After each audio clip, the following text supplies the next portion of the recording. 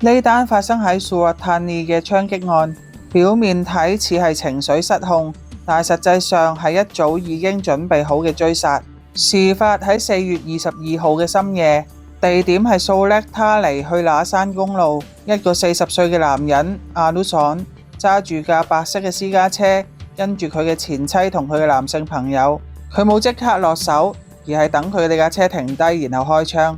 車身見到最少5個彈孔，用嘅係9毫米同.38手槍。佢前妻頸部中槍，目前仍然喺 ICU 昏迷，情況危殆。而同佢一齊嘅男性朋友腰部中槍，但佢仍然撐住揸車去醫院求救。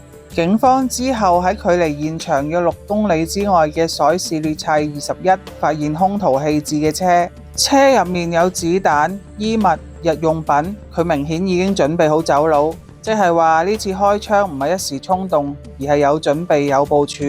其實呢件事早有伏線，疑犯同佢嘅前妻已經分開咗2年，但係男方一直唔肯放手。今年年初，佢曾經爬牆入屋，將佢嘅前妻打到重傷入院。當時已經報咗警，但案件進度緩慢，最後演變成今次開槍事件。而成件事唔只係感情，仲涉及金錢糾紛，再加上傳出男傷者本身有家室，更加變成一個複雜嘅三角關係。警方已經發出全國通緝令，指控包括意圖謀殺、非法持槍。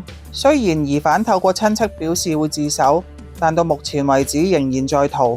家庭暴力如果冇及早解決，可能會一步一步咁升級，最後變成無可挽回嘅遺憾。